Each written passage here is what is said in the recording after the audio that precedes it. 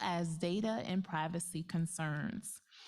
The leap into a new era of this whole machine intelligence carries risk and challenges, but also carries a lot of promise. Artificial intelligence, or AI, took a giant leap forward in November of 2022 with the introduction of Chat GPT. And so ChatGPT is an AI technology capable of producing remarkable creative responses and sophisticated analysis through human-like dialogue. It has triggered a wave of innovation, some of which suggests we might be on the brink of an era of interactive, super intelligent tools.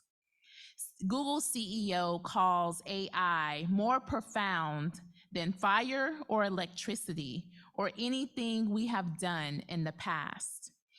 LinkedIn founder Reid Hoffman says the power to make positive change in the world is about to get the biggest boost it's ever had. And Bill Gates has said of AI, this is a new wave. It is bigger than the microprocessor, the personal computer, the internet, and the mobile phone combined. Over the last year, developers have released an array of AI tools that generate text,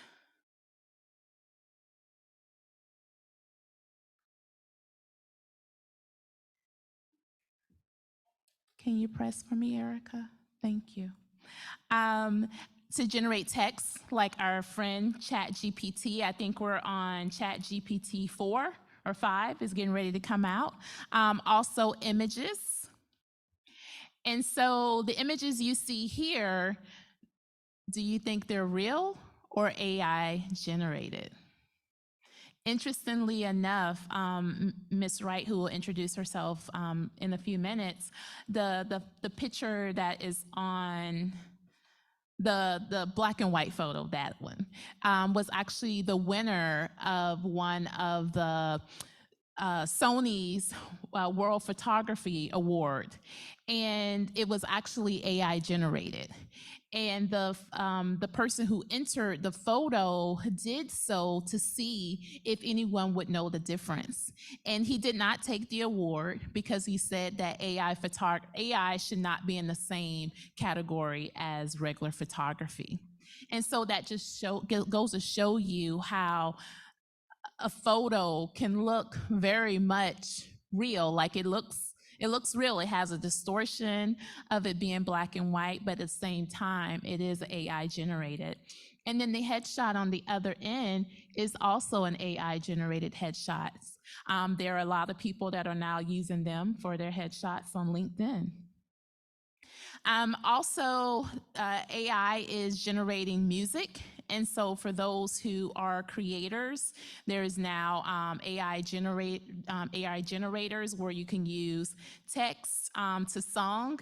The students earlier, I think it was Josh, was sharing with me, they had created a flyer, and from the creation of the flyer, they used the AI tools in Canva, and it generated a poem for that flyer. And so again, AI is being very, very sophisticated because you're able to do all this without needing to know how to code. And so AI technologies are rapidly improving, and developers are introducing new capabilities pretty much every month. Now, in the realm of education, this technology will influence how students learn, how professors work, how teachers work, ultimately how we structure our entire education system. Recently, a team of researchers from University of Colorado Boulder and University of Pennsylvania have created AI tools to aid them in being able to use during the undergraduate admissions process. And so AI tools will be used in the admission process. Some educators and leaders are looking forward to these changes with great enthusiasm. The founder of the Khan Academy is excited about it. He states probably the biggest transformation that education has ever seen will be AI. But this AI technology is also raising pressing ethical questions around biases, appropriate use, plagiarism, spread of misinformation, cheating, and some critics are even voicing concerns that AI will kill whatever remnants of individual privacy remains and cause massive job loss. The challenge to harness the positive potential of AI while avoiding the mitigating harm is the great debate. Which brings us to why we're gathered here tonight for this forum to discuss who is in control. I'm Dr. Edwana Andrews, and I serve as the Assistant Vice President for the Ginsberg Center for Inclusion and Community Engagement, and I will serve as your moderator tonight. On the panel, we have perspectives from faculty, administrative educators, and an emerging tech influencer. And so at this moment, I want to give our panelists an opportunity to share who you are. And so if you can share with your audience your name, your title, where you work, and your role. Yeah, whoever wants to go first. Hello. Hi. So I am Lindsay Murphy. I currently am the co-chair of the Women in Tech and Entrepreneurship chapter here in Orlando. I also am a strategic advisor for partnerships and well-being for a company that's based in Miami, founded by two women. It's called MIA, Mission Impact Academy. And I'm currently transitioning into a new role. But my background spans 20 years in behavioral health, leadership, mental health, and then most recently emerging tech,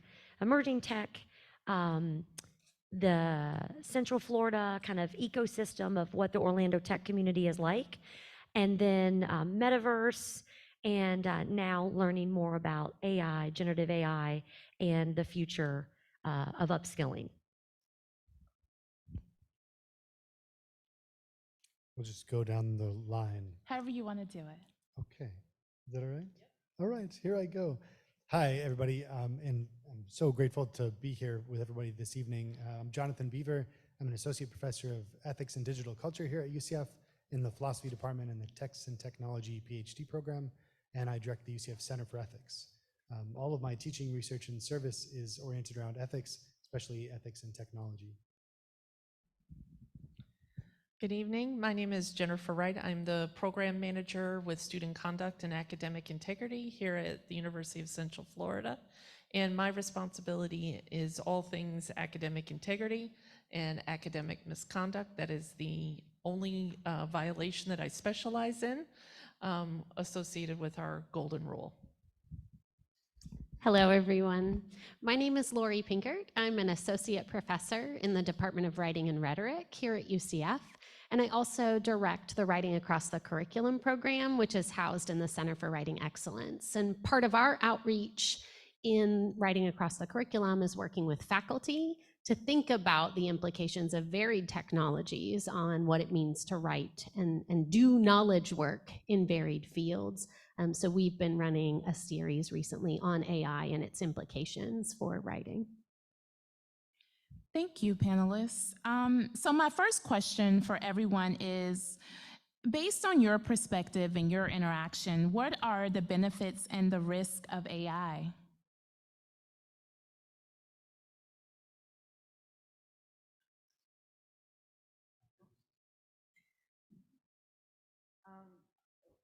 I would, in my estimation, the benefits, I have heard a lot about, again, as you brought in the introduction, Dr. Andrews, that the creativity and the amount of innovation that is going to come from this is something that we've never seen before.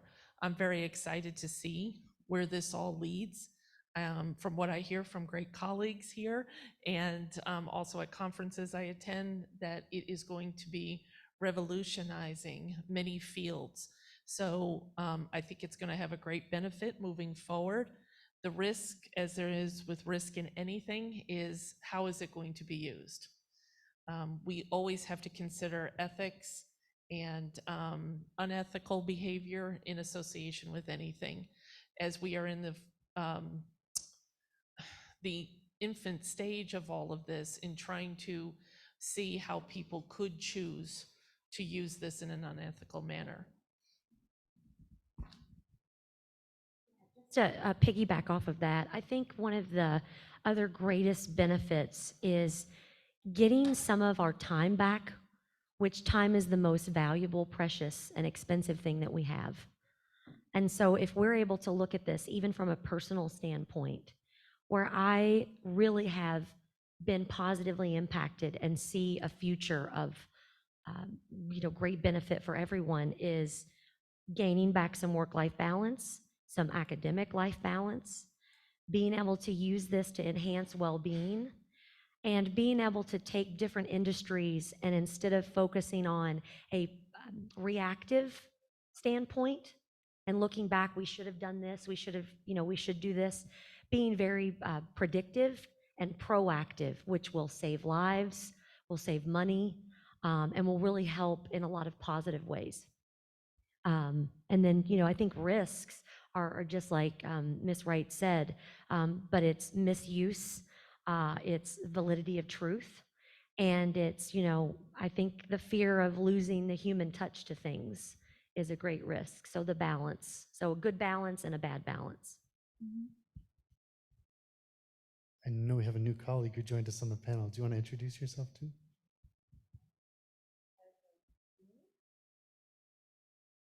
I think. All right, hi, I'm Dr. Janaya Janak. I'm a visiting assistant professor from Rollins College. Apologies for the delay. I was a student here at UCF and I remember the nightmarish parking, so it came through. I think not much has changed, so apologies for joining late. Thank you. It's nice to meet you, Dr. Janak.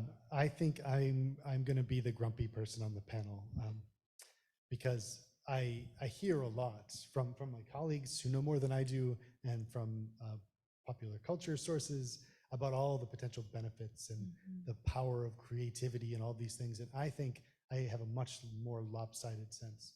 The technologies right now that we're calling artificial intelligence have been variously described as pastiche generators, stochastic parrots, bullshit machines.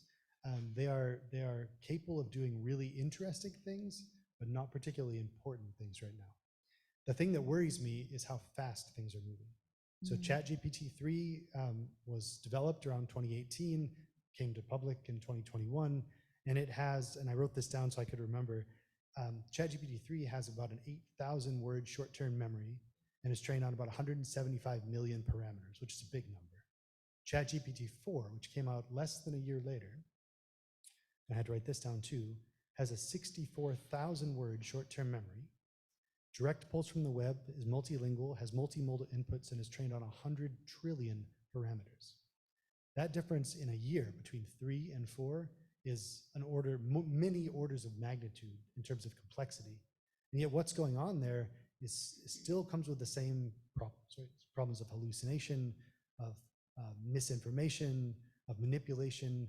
The photo was really interesting because a lot of the photos you see of humans generated by AI have distortions to them, right? So the idea that the things we're leaning on is revolutionizing the landscape and disrupting platforms and things, I just don't see it yet, and I don't believe it's there yet on the user end. So embedded in this, and I'll stop here in a second, but embedded in this, I think for me, are also really big concerns about access and justice, because those who have access to the cutting edge tools, I think are not us, right? It's not local artists, it's not authors, it's not the people who are in the media regularly, it's big business. I think our military branches have access to technologies that are different than the ones we have access to. And I think those bring with them their own sorts of difficulties. So again, I take a much grumpier stance, for better or worse. No, that's great. Thank you.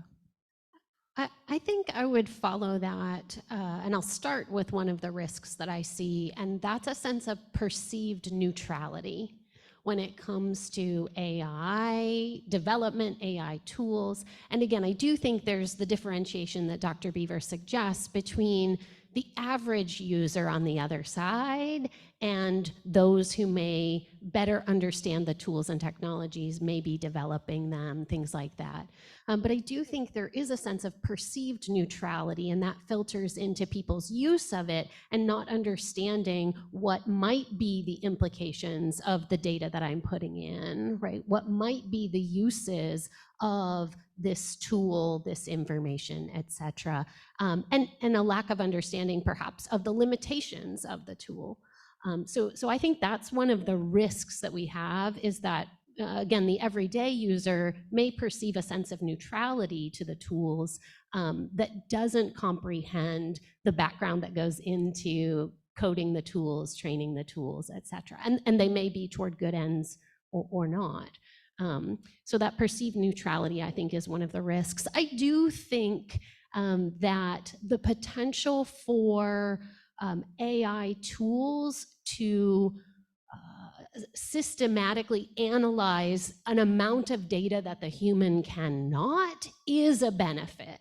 And so finding ways to harness that well, I think, is a promise and a benefit and a potential. But I do think those two things go hand in hand, that risk and that reward. Thank you.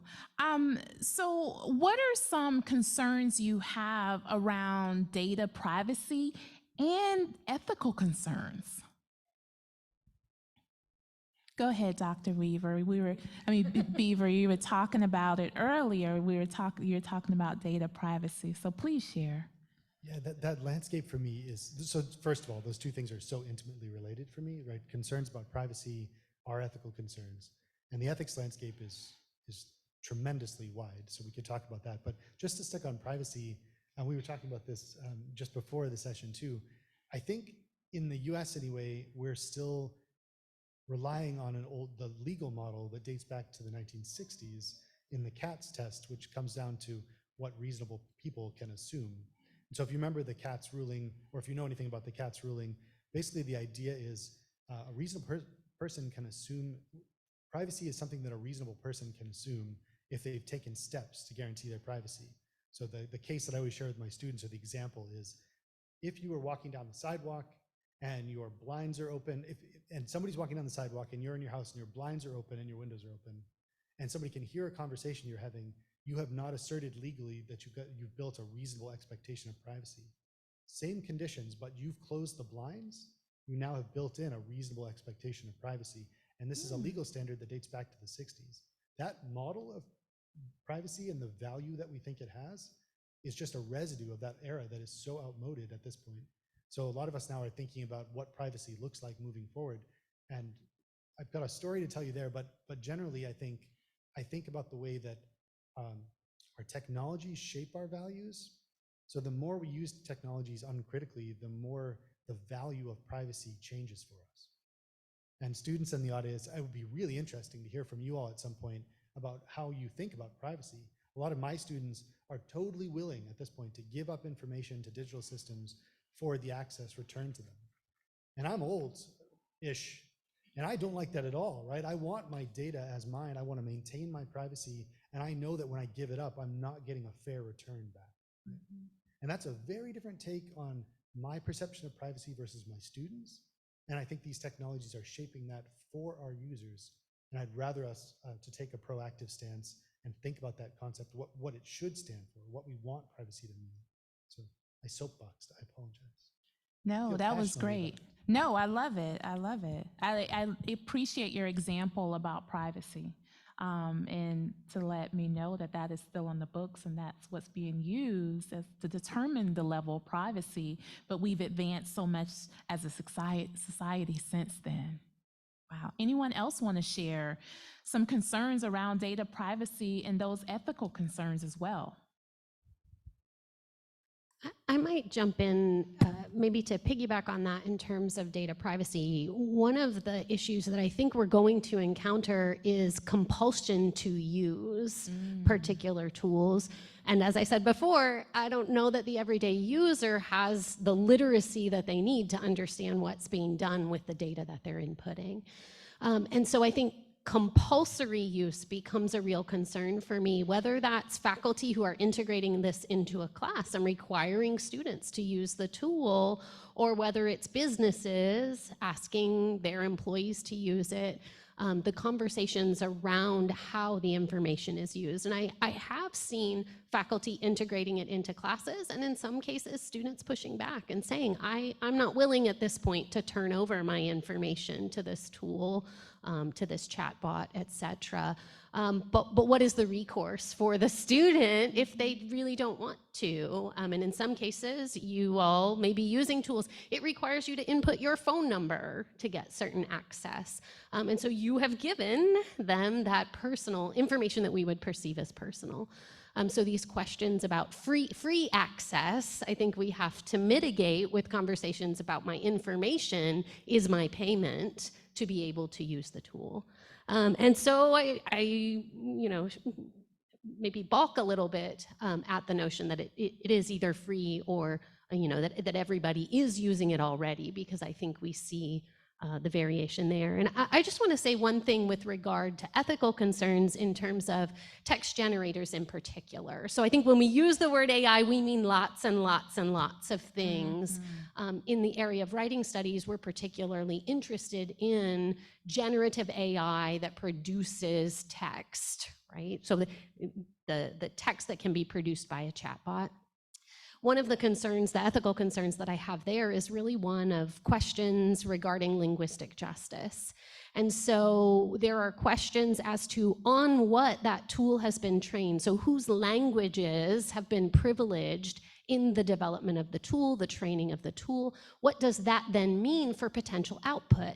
Because if we're using an algorithm to produce our output, then it's predicted based on what was input. Right? And I know I'm simplifying that significantly. There's a host of training that you can do. There are ways that you can prioritize certain kinds of data in the training process, et cetera. But I, as the user, don't have access to that. And so I'm very concerned about language around the generated text as being human or computer generated and the impacts that that has. And I do want to share one story because I think it's helpful to hear it. I have a student that I work with who, for the purposes of a faculty development session, we were testing AI tools and detectors and trying to see, could it detect AI-generated prose from human-generated prose? And the student's prose that she generated was flagged as nearly 100% AI. She's not a native English speaker. This had a huge impact on her. She said, it thinks I write like a robot. She's a graduate student in a writing and rhetoric program. She is a good writer by many, many standards, right? So for her to be told she writes like a robot, this was significant, and it has real impacts on real humans behind it. So those are a couple for me. When I think about what linguistic justice looks like, I have all kinds of questions related to how the tool is trained and what access we have to how it was trained. Mm-hmm. Thank you.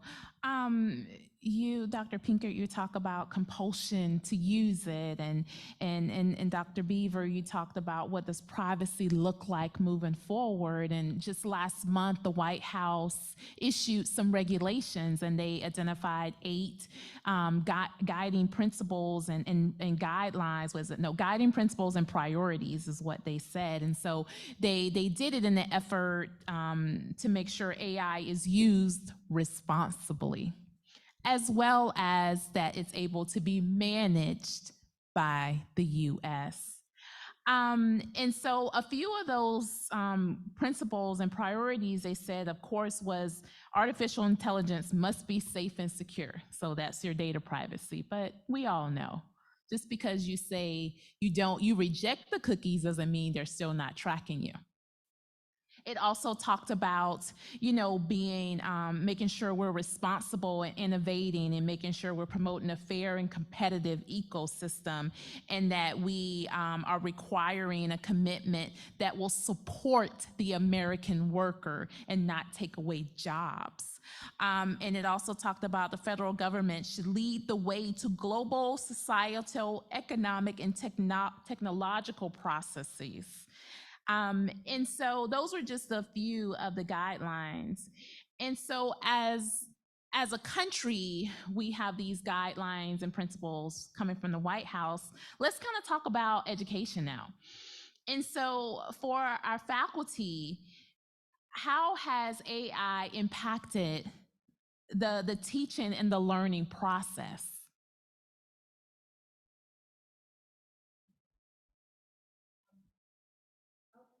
I will say overall, it has impacted it in terms of sort of opening up teaching and learning and having us to examine what is it that we're actually doing.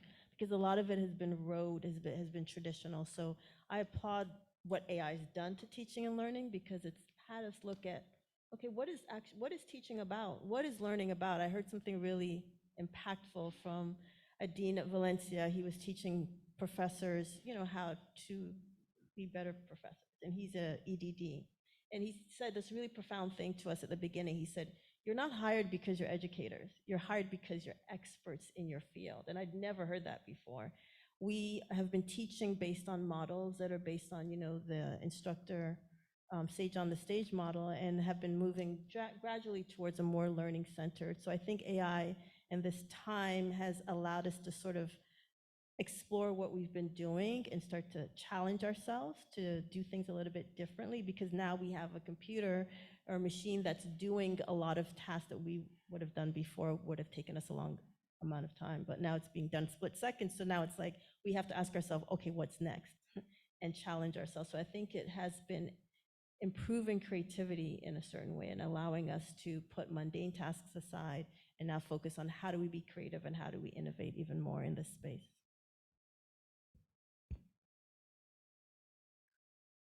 Dr. Beaver, Dr. Pinker? I am excited, I think, about Dr. Jenick's enthusiasm and optimism, because I can see that, right? One thing that I think the most optimistic thing I can say about my own experience is that it has brought me closer to my students. And I've heard this in various ways from other faculty too, that thinking about how to differentiate my students from AI systems, right, in terms of like plagiarism issues or anything, has made me think about what I'm trying to get my students to do. So it's reshaping how I assess how they learn. It's reshaping how I engage in the learning process with them. So in a way, for me, it's not a different thing. Sort of as a philosopher, that's what we were trained to do, this sort of engage in critical inquiry. And AI has made a mess of that. It's not particularly good at critical inquiry. But I think there is a story to tell about the ways that it brings educators closer to their students. And that, I think, could be empowering for the whole learning cycle. Ms. Wright, taking what Dr. Beaver just said, about how it can bring faculty closer to their students, because you're trying to discern if this is the student's voice or if this is ChatGPT's voice. Have you heard any feedback from faculty members in regards to the impact of AI on the teaching process? Yes, I've attended a couple of workshops and conferences that have been hosted here, so I've really enjoyed and appreciated faculty input on this, and it's opened my eyes to many things as well. I would agree with both who have already spoke, that I have heard that it is truly stripping back to the fundamentals of teaching. I have heard that, to where I've heard faculty have to really reassess. Again, what you were saying is, what do I actually want them to learn, not just what do I want them to generate. And I think that is great to kind of go back to that time. I think we've never really lost that time, but it's been, so there's so much innovation now in teaching that, just what happened to sitting down, talking, learning, and, reflecting on things. So yes, I know that there are also faculty who I have heard from who are very concerned, who are very nervous, who don't really know how to approach this, and I can respect that as well. This is a time when this innovation has happened that we're pretty much all learning this together. So, it is difficult. So yes, as I've heard before, great things, and then I've also heard, I don't know what I'm gonna do yet. Yeah. Go ahead, Lindsay. I just wanted to speak a little bit about, it's not an all or nothing. And I know right now it's really easy to look at it that way. But what I envision happening over time as, we go from just guidelines to policies and procedures, and they're governed, and there are really, individuals who come together and create a strong ethical framework. My hope is that teachers, educators, and students, even bosses and their employees, there's a conversation beyond, was AI used or not? If the answer is yes, what was it used for? How was it used? And is this appropriate? Is this ethical, unethical? Did we have guidelines around this? Did you misuse those? So I really hope that this just encourages a closeness and more communication between faculty and students, because if you're using the tools right, then you are the designer. If you just download ChatGPT right now, which we could do, and we gave it a generic prompt, it's going to give a generic response. Anyone can tell that was totally AI. You did nothing. You were lazy in this assignment. You deserve to redo it if you're lucky, or you're going to fail. But if it's you used AI, we have a tool that identified you used AI, let's have a conversation about maybe this person has become a really great prompt design engineer, and they can teach the whole classroom something. And maybe they just used it to build the slide deck. And really they went in and did the research and cited the sources and then got really creative to create something. And let's take it a step further. Let's say this is the student who also has to work 2 jobs because they have a sick parent or they have young children and they don't have the time in their day. And so it's really about, it's curated, it's based on the individual, and it's based on, do you take advantage of it or do you use it in an ethical way to help improve your quality of life and not disrupt others? That's how I'm seeing it. Right. Yes.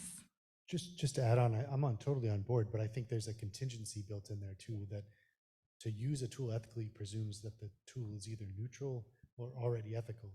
And I think this is one of the things that's really struck me about the development of ChatGPT, is that it's neurally designed, but it's not neutrally designed. Right? That there are values encoded into these systems, and these are human values, right? So we're interacting with a thing we're calling a tool, but in some ways it's more like a colleague or a co-author or a collaborator, right? Or you're working with another entity that's shaped by value considerations. And I think that's really powerful. And one of my favorite ideas came from a researcher at Microsoft, Mary Gray, who just released her latest book that she titled Ghost Work.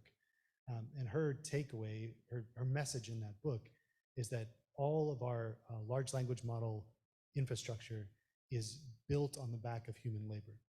So human labor goes into training these systems, human labor goes into using them, of course, and then also evaluating them on the back end. And so there are deep connections to the way that values shape these systems. So I'm totally on board that I want my students to use these systems ethically, but I don't know what that looks like because these are not neutral systems. Yeah. I would say to that point as well, I think there is an imperative from my perspective to help people understand how the AI tools, entities, whatever we want to call them, right? But how the chatbot works to the extent that we can. And this is where I think acknowledging that we're embedded in an economic system in which the bots are developed to make money, right? So they need my information, they need my use to get a bigger following, to bring on new app developers, to make money there, et cetera. So I think we have to acknowledge the larger system in which we're working, and then to think about what does it mean to use this with some element of literacy, right? So an understanding functionally of what's going on behind it. Now, not that everybody needs to know how to code the newest chatbot. I'm not talking about that, but I think understanding what is a large language model, what do training data sets do, what then are the limitations, whose voices are included, whose voices aren't. Right? If we're using internet-based sources, what about potential cultures or groups that are still using primarily oral-based cultures, right? Their knowledge making is not necessarily present. And again, I'm thinking here about text generative tools. But I do think, like you, Lindsay, I see another imperative there with rethinking what it means to use what we used to say, right? Use sources. Right? And so the imperative to understand how did I use AI to generate this text and to be able to articulate it, right? We wouldn't stand for someone who said, well, I found a source when I was doing my search. I can't remember where I got it or how I got it, but here's the quote from the source, right? If you lost the information about the original source, you wouldn't be allowed to use it and cite it, right? And so I think the same sort of parallel can be drawn in the imperative to help us develop language, because I don't think we have it yet, to talk about the use of artificial intelligence in the development of certain texts. And we do see this in some cases. Various granting funding agencies and journals have language around what AI use was integrated into the development of the manuscript that someone submits.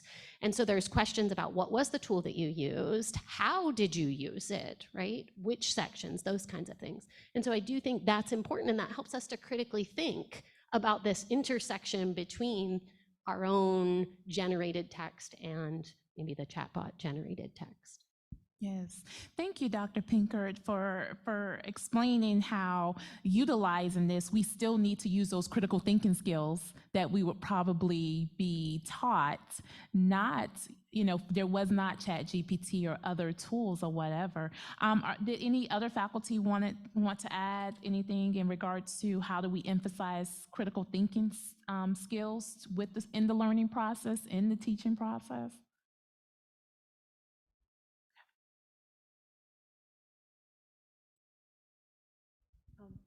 So I would say some professors have been doing, just embracing ChatGPT and saying, hey, use it, and let's look at what it produces in a critical manner. So I don't think, I want to say, in terms of critical thinking, I think we've been assuming that it's embedded in our assessments or in the material that we're giving students, but I think having an actual session on what is critical thinking and not just using it as a buzzword, like let's analyze a piece of literature and what kind of questions do we ask to be critically thinking, sort of tease that apart and not just keep it as a buzzword in terms of like, oh, well, we have to be critical thinking, but what does that entail? What kinds of questions are you asking when you are confronted with a specific piece of information? And actually just teaching it on the ground on itself and using ChatGPT in that way. So this is what it produced. What do you think about this from a humanistic point of view? Good stuff. Thank you. So recently here in Orlando, business, health, and education sectors came together to begin to look at how they can join forces using AI technology in order to transform health equity in our very own backyard. And so, Lindsay, I want to pose this question to you and other panelists. You can absolutely answer. But Lindsay, you have been in the midst of learning, engaging, and interacting with all kinds of technologies and companies that are producing AI. So what is the current landscape of AI? So one of the things that I have recently been able to learn through an AI leadership class that I'm participating in, and Anna's taking the class with me, is, there are 3 maturity stages to AI, and all of those stages involved deep learning. We are, as a society, AI has been around for decades, 30, 40 years. It's being used to higher levels of complexity for a really long time. But for the general public, we are really in what individuals who are creating it call narrow or weak stage, which is stage 1. And this stage is going to last for probably 2 decades. And so we are in the phase of the chat GPT getting stronger, and they're moving to chat GPT Turbo, which is the 5.0, and looking at governing the policies and procedures around all this stuff. But it's really, right now, it is assisting us with specific tasks and is helping us with automating things that are mundane and rote, but it's not really cross-functional yet. And so an example would be Amazon or an e-commerce website. It's going to predict what the customer wants based on past behavior and then make recommendations for them. So that's pretty much where we're at. They call it dumb AI. And AI really stands for augmented intelligence, not artificial intelligence. The second phase, which is again about 15 to 20 years out, is going to be general AI. And this is where it will go from being able to help with tasks to embedding some cognitive capabilities like a human being. And the final stage, which some of again, we're a couple, probably 30 plus years away, is that super intelligence that you mentioned. And it does not exist anywhere yet. They're close. They're doing some things that look very similar to modeling someone, and this is happening overseas. You can go into a particular museum and see certain features of what superintelligence will look like. But this will be AI that will surpass human intelligence, the experts in the fields. And so now these learning models and machines will actually really be more intelligent than the subject matter experts. But to all of that, what's really important to know is that, the companies that are out here that are, businesses that are trying to use the tools, they are assessing the need to really use AI because it's very expensive. And unless they're able to get about a 200 to 500% return on investment for their company, they're not investing in it. It's really more what I am seeing is individuals between the ages of 15 to, let's say, 40, 45 are using it for daily productivity and time management and kind of synchronizing a lot of their different applications. So maybe their calendar is going to automatically tell them where they have overlaps in their schedule, or they're going to do some social media content development, or they're going to set up particular emails, or have it be an AI assistant and take notes for them, or voice to text. So that's really where we're at. There's a lot of people who are really interested in it, but OpenAI, and then other than in America, China is leading the pack in governing these policies, and Europe is right behind them, and they're much further ahead than we are in developing the technology and also creating the laws. Great, thank you. So, how do we adapt our learning, or how do we adapt our living, our use of AI? Do we embrace it? Do we run from it? Do we keep rejecting the cookies? How do we, as a society, based on your perspectives, or in the classroom as faculty members, how do you embrace AI in order to make it work? Go ahead, Dr. Beaver. Dr. Edwards, I'm not much of a hugger, so I'm not into the embrace so much. I would say in the classroom, what I tell my students is that we treat the technology like we treat everything. We critically evaluate it, and we see what role it can play, right? This is a very human task, and it's something that we should be cognizant of. And I also want my students to be aware of the broader context, right? So everything from the way that public-private partnerships shape the use of AI is a really important thing. Microsoft is a UCF partner, and is also partnering with OpenAI, and there's all of these cross intersections that we ought to be very clear and transparent about. But also, the other thing that really sticks with me is that I think there are economic and environmental limiting factors to just how far technologies like these are going to go. To use ChatGPT-4 right now takes a tremendous amount of energy given the parameters.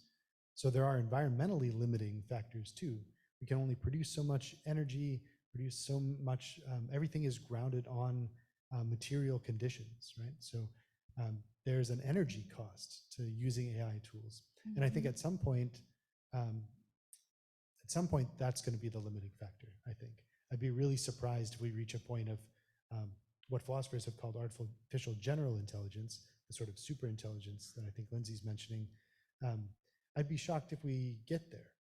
The idea that we can all but model the human mind artificially just requires so much material resource that it would require a metabolism of some kind. And I think there is no such thing. It's the stuff of science fiction. So I still have a sense that we're hitting a peak, and the enthusiasm is economically driven, right? There's a lot of money to be made right now from existing tools. And I don't know where that goes, but again, critical evaluation is where my heart lies. Thank you. And you have me hungry about cookies. So. Critically evaluating it. One of the ways I have dealt with AI is not to reject it, but in my classroom, I've leaned into being a more authentic assessor of learning. And so I've been using more the authentic assessment model, which is using project-based learning, project-based assessment, making it hands-on, making it real and tangible. So I've really leaned and challenged myself, especially this semester, in creating projects. So I was like, we are not doing the standard PowerPoint presentations in any of my classes this year.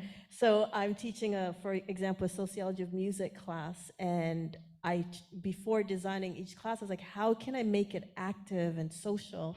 And so for that class, the students were learning about African American music. And so I thought, wait a minute, we have a college radio on campus. Let's have them produce a show for their assessment. And so the entire class has been going down to the radio station for the past couple of weeks. And we watched the other students produce that show, and they have to do the script and create a playlist. And that's how I'm assessing them mainly in terms of that course. So it's allowed me to sort of lean into our craft and building it instead of running away or not so much embracing it. But it's there, but we're going to learn to do things a bit differently. Mm-hmm. And I was going to share a personal example. So in the about a year ago, my whole life I've always thought I just, had traditional, typical anxiety, situational depression. As life changed, things happen. And but it wasn't until about a year and a half ago I was formally diagnosed with ADHD. And how I describe that is I am somebody who is very creative, has wonderful intention, who is, able to accomplish a lot, but still part of the symptoms cause me to procrastinate, right? Or get distracted because I want to do lots of things. So what I have found is we are in a good place right now that I may not be using this every day in my job because it's not been adopted or there's not rules and they're not allowing it. But if I could describe in an example, tools beyond ChatGPT, there's other things out there that we can talk about, like Audio Pen or Gamma or a photo generator and Beautiful.ai. There's lots of different things. What it has done for me is it's like taken somebody who is sitting in a beautiful car, but they're in the passenger seat and they don't know where their keys are. And instead, by using certain tools, or you're cautiously optimistic, but you're intrigued by them, it's like being put in the driver's seat with a full tank of gas, somebody starting the engine and putting the car in drive. And for me, it improving my organization and allowing me to prioritize what's mission critical in my life, personally or professionally, so that I can lay my head down at night and my mind isn't racing, because I have tools to help me be more structured and successful in my own day. And overall, it is improving my well-being, because I can accomplish a lot more and not feel so scattered, where I waste a lot of energy and time. So just from a personal perspective, I'm not giving it a bunch of data. I'm not sharing, things that would be protected, information. But there are ways to use tools to just overall improve your quality of life. Thank you. Ms. Wright, can you share how does the growing use of AI by our college students fit into policies on things like cheating, plagiarism? As with anything anybody uses, you have to use it ethically. You need to, as has been saying, use it critically. It has caused a lot of concern, but the bottom line with it is, if a student chooses to use any mechanism, whether it's Chat GPT, whether it's an online website or what have you, if they are creating an academic advantage over others, that's where academic misconduct comes into play.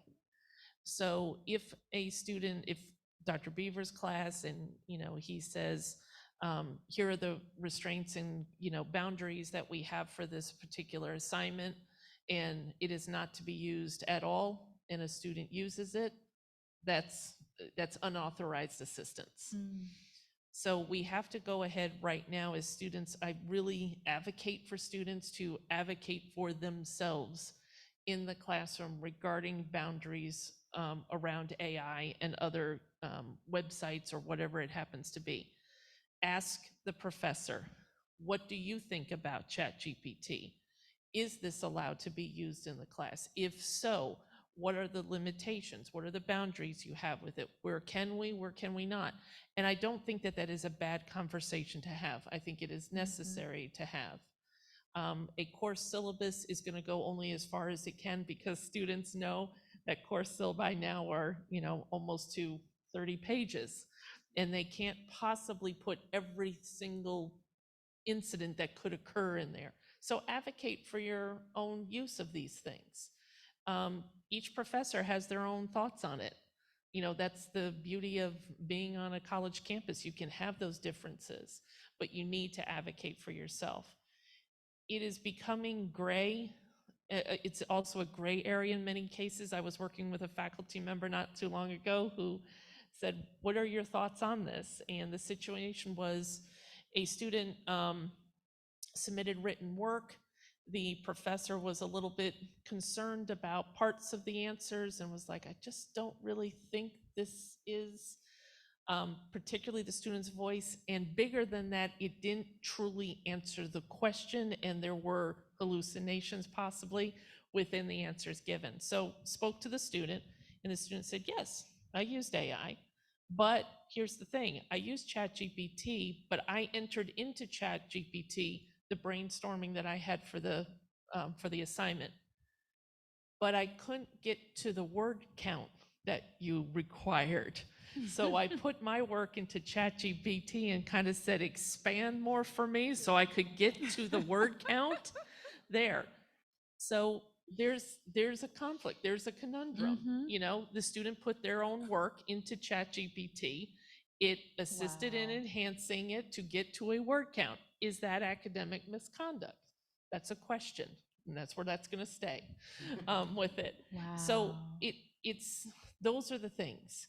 I don't believe that ChatGPT, like a couple other websites of Course Hero and others, did not create this and think, what could happen in the academic setting regarding this? They were very probably excited about what they have, and they could see how it could be, incredibly wonderful for many people, and just maybe didn't consider the academic side of where this could go. Okay, but then that's what we have to do.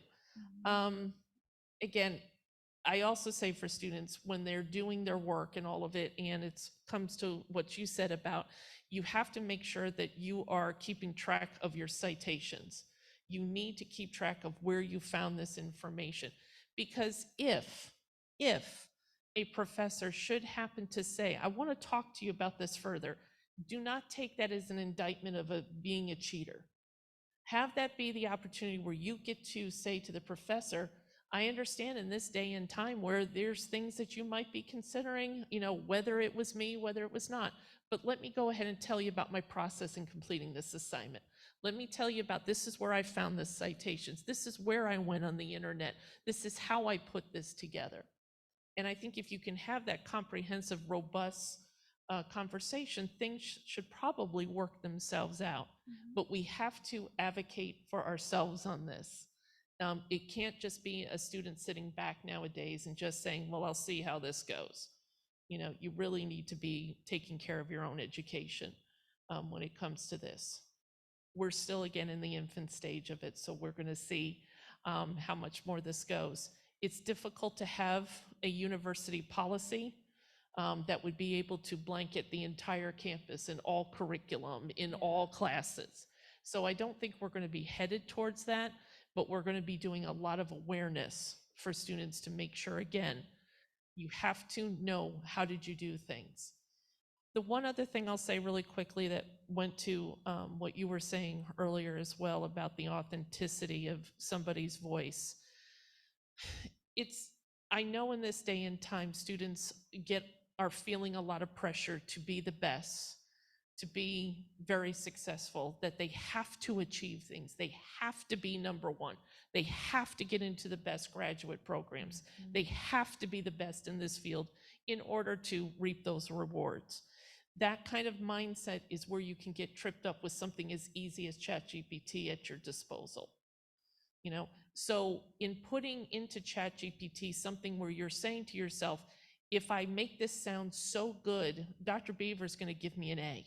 Dr. Beaver's going to think that I am one of the best in the class.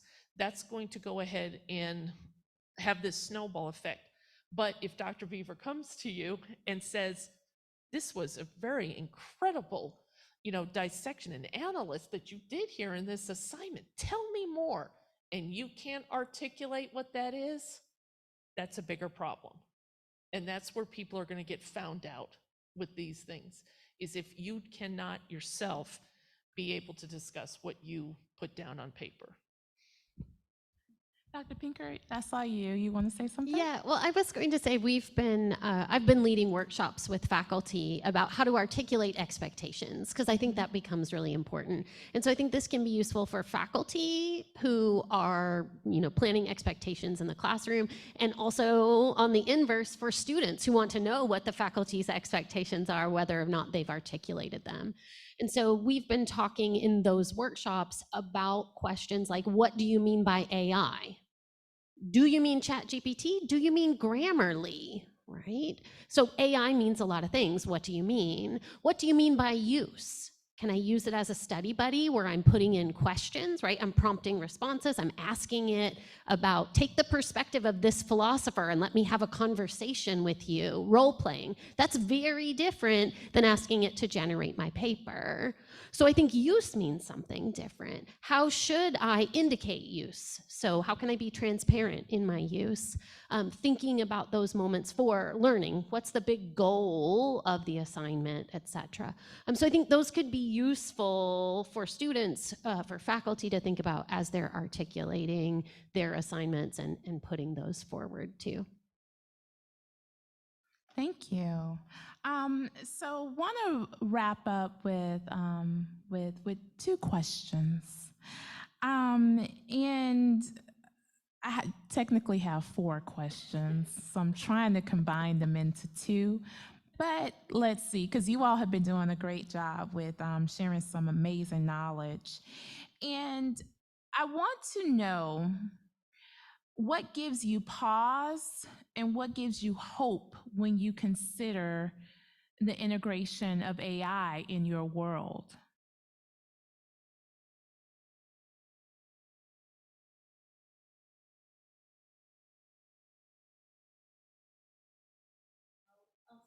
what gives me hope. Um, what gives me hope is in the circles that I've been in, whether it's webinars, hackathons, the AI spaces that I've been in, is that I'm hearing a resounding message that this is an opportunity to build something new, and sort of everyone's able to get in on the ground floor, and that we're building this together, and there's this resounding message that it's about inclusivity, because there's a recognition that the systems that we have been living in, economic and so on, has social systems that they have not included everyone, and they were not built with everyone in mind. And so we're in this space where we're playing catch up constantly, trying to fix problems.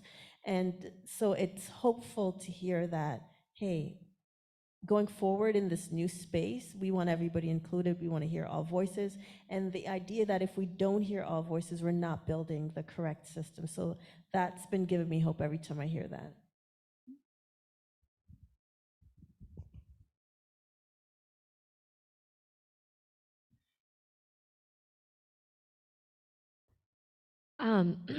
For me, I think that, there's a lot of hope around seeing these advancements as opportunities in every aspect, and just being inquisitive enough to bring the right people and the right resources to the table to make sure that this is done, timely and with integrity and with good intention. And there will be lessons learned, but I know, and it's kind of been drilled in me now that the future is here, and no matter if we try to delay it or, be resistant to it, it's in some capacity still going to impact all of our lives. So I'm just hopeful that I kind of feel like this is that phase back in 2004, and you all probably were babies or not even born. But in 2004, I remember I was a freshman in college, and I got a phone call, and a friend said, "Have you heard of this really weird, crazy thing? People are making profiles, and you're supposed to put all your information, and you can see people from like other states. You can find people that you haven't seen in a long time. You can like go look for them." And I'm talking about Facebook. And so, I remember that. We all had the same, like, I don't know, this is crazy, we're not going to do it. There was an uproar, there was revolts. Now, obviously, this is going to be a lot more, but it's still very similar. But I know that in the future, there will be two types of companies, those that use AI and those that are out of business. And if you just think about it from that perspective, and if you also think about a really startling statistic, which is from Goldman Sachs, that says in the next 3 years, there will be 300 million jobs disrupted, lost, or completely shifted because of AI. 80% of those jobs are held by women today. Wow. 80%. That's education, that's hospitality, that's administration. And so we do have to do something. And so we can either join it and have a conversation at the table and help come alongside and build these bylaws and these policies and procedures and adopt them ethically and through a lens of, we want to do this the right way. But regardless, it's coming. And like Dr. Beaver said, it's coming really quick. So, but where I have pause is I think about all of us in this room, we're really blessed because we get to remember this moment in time where we were before AI and then when we're using it on a regular basis. But imagine Thanksgiving 15 years from now, and we're sitting at the table, and those of us who are in our 40s, 50s, 60s, 70s, and those who are 4 years old to 15 years old. Can you imagine what conversation at the Thanksgiving table is going to look like then? That's where I have pause. Because our younger generation, I don't ever want them to lose the stop and smell the roses. And I don't want them to, and I don't want us to not embrace on the other side. But my biggest fear is that individuals who have never been given the right resources or chance to even learn how to just operate their smartphone are going to be so left behind that they're not even going to be able to have a beautiful, natural, organic conversation in the moment with their grandchildren. Thank you. Anyone else want to answer? Do. Go for it, Dr. Beaver. I was hoping you would chime in. At the risk of ending on or leading us down a grumpy path. Nope, there's another question. Yeah, the question was about what gives you pause and what gives you hope, and I really love the hope. I appreciate the optimism, and I can see a glimmer of it too. But I feel sometimes like I'm a philosophical deer, right? Every bright light gives me pause. Like every pair of headlights, I'm like, what? Right? I think I have a lot of pause. I think there's a lot of hype right now around this technology. There's a lot of bandwagon jumping that goes on. Yeah. As has been said, AI is, yeah, and pressure for sure. Yeah, AI has been around for a long time. This is the idea of AI anyway. And there's a lot of terminological confusion about what we're calling AI, under what conditions and why. All of that gives me pause. The little bit of hope I guess I could see. Nope, it all gives me pause. I'm going to stop there. Yeah. Thank you. No, I appreciate your honesty. I would say, as a writing teacher and as a writing researcher, I think the hope that I find is in the return to questions about what writing is and what writing does.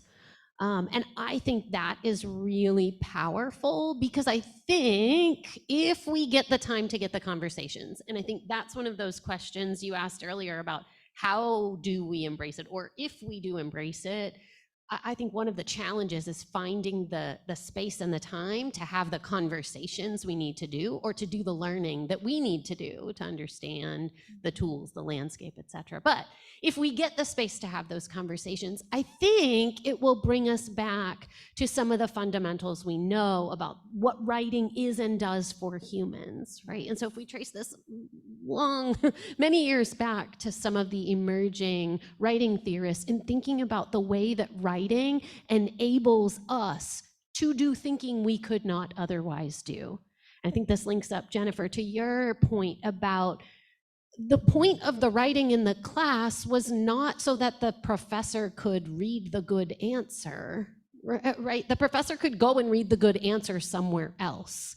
The point of the writing in the class was for you to do the thinking that gets you to arrive at a conclusion that demonstrates your position, not ChatGPT's, et cetera. So I think it brings us back to that. So I think that's a little bit of the hope for me.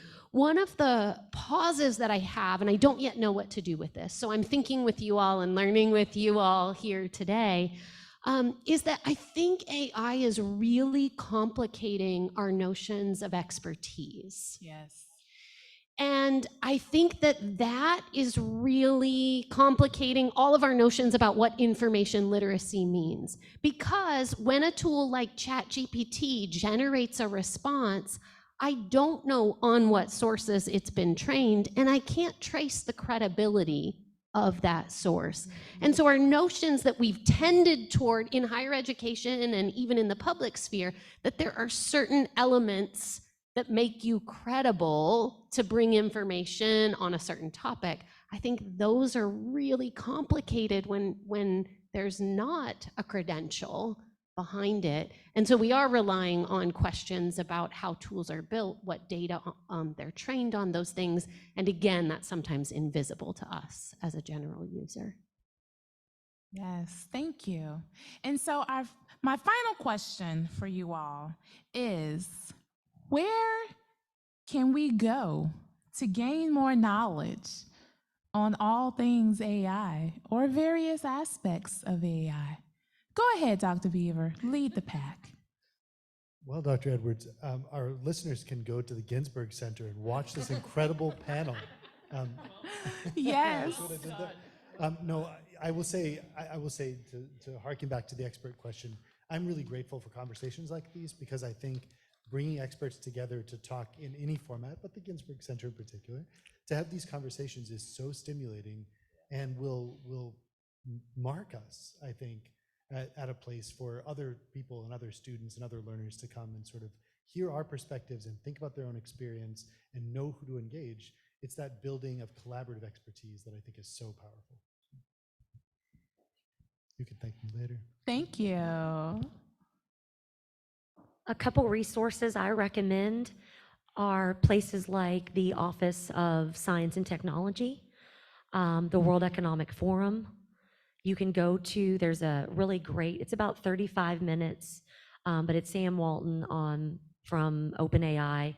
They just recently had their 2023 OpenAI Dev Day, and they talk about what's currently here, what they are launching in the next, before the end of the year, and then where they're headed over the next 12 months and that rapid change that we're going to all experience pretty quickly. It's really easy to understand. And then all of the different websites that are out there that we've talked about beyond ChatGPT, there's Microsoft Bing, there's Gamma, Gamma. These are some great places to go, and they do have tutorial videos for you to watch and just see if there's some sort of a tool that doesn't make you hesitant to think your privacy is a concern or you're going to get in trouble using it, and you might just want to play around with it just from a creativity standpoint and just see how you feel. I think you can just easily go online and start to just pull together. There's about 200 different frameworks on ethics, privacy, and what this is all going to look like over the next 24 months. And so right now, nothing is governed. Even Biden's Bill of Rights, they are guidelines. They're not governed. So you can go and you can read all this stuff. But even more than that, I would encourage you on campus to get together and do task force and workshops and continue these conversations around how can you be a part of the solution instead of talking about the problems that it's creating, because you are at a really unique time where you can really be a kind of a founding member of this revolution. To that end, I do think for those of you who are here at UCF, there are a number of centers and units on campus that are taking this up. So I think Dr. Beaver's Be Better Club out of the Ethics Center, they've been having conversations and speakers there. Writing Across the Curriculum has been hosting WAC Wednesdays on topics of AI, our Center for Teaching and Learning as well. I also think, to Lindsay's point about different tools, there's a useful website. I think it's called Future Tools. So if you Google that, Future Tools and AI, that has a search menu, and you can filter by different kinds of AI tools. So if I want to look at one for text generation, if I want to look at one for time management, if I want to look at, so it just is an index of different tools. I would say too, if you're a student who's going into a field, or maybe you're a professional who's trying to figure out what your field says about this, many fields have issued a special issue of a journal in your field that's taking up AI. So in my field, for example, composition studies has a special issue with a section on AI in writing. So some of these topics that are recurring for writing studies, I think that would help students to see what are the sort of forward thinkers in my field thinking positive, negative, neutral about these tools and how they're going to shape our field. And then the last resource that I would look at for myself, or even again for general users, are some of those statements, and sometimes they're called statements and sometimes they're called resolutions from your disciplinary organizations. And so I think in my field, for example, AWAC, the Association for Writing Across the Curriculum, and the Modern Language Association and 4Cs have put out a statement that does exactly what we've talked about here, identifies some risks, some potential, and given us some principles on which to act. And so those are some of the resources I think of. Thank you. Anyone else? Resources, I wish I could take notes.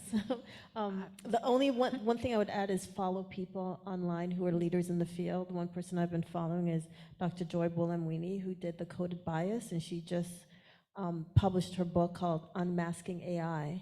And that's been really popular on the internet, where she's talking about the past, present, and future of AI, and she's been called the conscience of AI. So that's definitely one person, but just see who's out there. There are lots of names out there who are leaders in the field of AI ethics, and just generally making sure that we're going to be responsible going forward. Thank you. Yes, I remember conversation you talked about Gatherverse. Those have some very interesting conversations.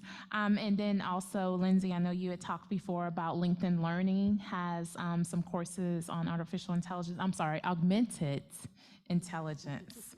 Thank you all so much for sharing your expertise on this subject of AI. Who is in control? There is a book that came out. I believe Melinda Gates has been promoting it, and it's titled The World I See, and it's a book on artificial intelligence. And the author talks about humans created AI, and humans are responsible for fixing any mistakes.